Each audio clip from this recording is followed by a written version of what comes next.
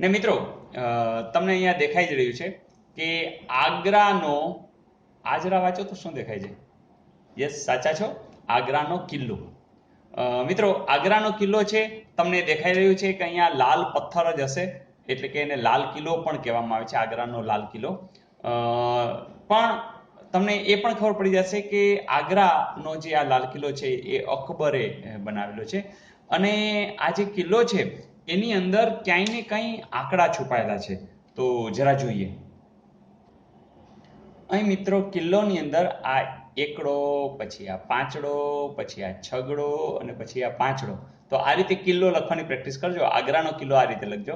તો અહીંયા 1565 એટલે તમને ખ્યાલ આવી ગઈ હશે કે ઈસવીસન 1565માં અકબરે આ બાંધકામ કરાવેલું હતું. મિત્રો હજી પણ થોડું વધુ ધ્યાનપૂર્વક જોશો ને તો અહીંયા તમને આમ કરી અહીં પછી આમ અને અહીંયા તમને સાતડો દેખાતો હશે અને અહીંયા તમને જીરો દેખાતો હશે. તો તમારે આ 70 યાદ રાખવાના છે અને આ 70 છે એ તમે આમ વિચાર કરશો તો આની વાત કરવી છે, અને એટલે તમે તરત કહી દેશો કે હાઇટની વાત છે. અને 70માં પછી પાછો એવો પ્રશ્ન પણ આવે કે ફૂટ હશે કે મીટર. તો મિત્રો યાદ રાખો કે કિલો હોય એ કઈ 70 મીટર સીધું એટલું બધું ઊંચો ન હોય. તો અહીંયા થોડુંક લોજિક વાપરશું કે આ છે એ 70 ફૂટ જે લાલ કિલ્લો છે ઊંચો છે. અને એક બીજી વાત કે એનો ઘેરાવો, તો એ પણ બહુ મહત્વની વાત છે. તો ઘેરાવો પણ તમારી સામે છે. અહીંયા એકડો દેખાય છે, હા. પછી અહીંયા પણ પોઈન્ટ દેખાય છે, તો કે હા. અહીંયા પાંચડો દેખાય છે, તો કે હા. તો આ 1.5 છે એ આખો ઘેરાવાની વાત છે. તો આખો જે કિલ્લો છે એ 1.5 શું? તો હવે યાદ રાખજો કે એ માઇલ, બરાબર. તો 1.5 માઇલ સુધીનો આ ઘેરાવો છે, 70 ફૂટ ઊંચો છે. 1565ની અંદર, ઈસવીસન 1565ની અંદર અકબરે આનું નિર્માણ કરાવેલું હતું. અને વાત છે કે આની અંદર જે પથ્થર વપરાણા હતા એ બધા કેવા વપરાણા હતા? લાલ.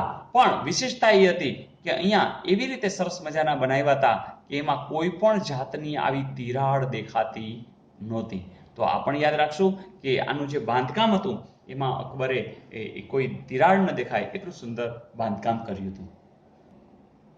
મિત્રો જે લોકો જાણતા હતા એ કિલ્લોને જોતા હતા ને એમાં ખાસ બે, એક હિન્દુ કારીગર જે હતા એ અને એક ઈરાની કારીગર, એ લોકો આ જોયા જ કરતા હતા. એનું કારણ એ હતું કે જે આ કિલ્લો બન્યો હતો એનું જે સ્થાપત્ય છે એ હિન્દુ કલા અને ઈરાની સ્થાપત્ય કલા ઉપર આધારિત હતું. આ જોવામાં એક ગુજરાતી નાનો ટાબરિયો પહોંચી ગયો અને એના હાથમાં ભાગનો ડબ્બો હતો, પણ એમાં બંગાળી મીઠાઈ હતી. પણ એ છોકરો એટલી બધી દોડધામ કરતો હતો તો એને કહેવું પડે કે જહાં ભી જા બેટા ગીર મત જાના, તો જહાં ભી જા ગીર મત જાના, જહાં ભી જા ગીર મત જાના, એવું કહેવું પડતું હતું. તો આ કિલ્લા જોતો હતો પણ એ ગુજરાતી ટાબરિયા પાસે બંગાળી મીઠાઈ પણ હતી, પણ આવું એને કહેવું પડતું હતું.